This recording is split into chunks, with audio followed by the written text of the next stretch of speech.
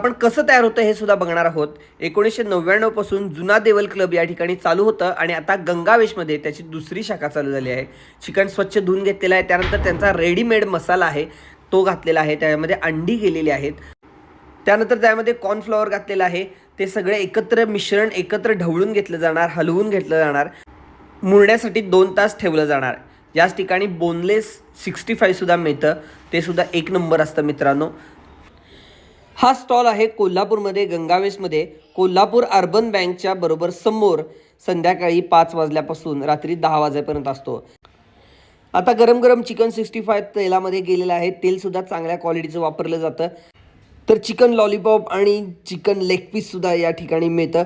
बघा मस्तपैकी 65 तयार झालेलं आहे आणि अनेक ग्राहक या ठिकाणी येऊन या चिकन 65चा आस्वाद घेत असतात. बघा एकदम रसरशीत आणि कुरकुरीत खूपच छान दिसतं आहे. तोंड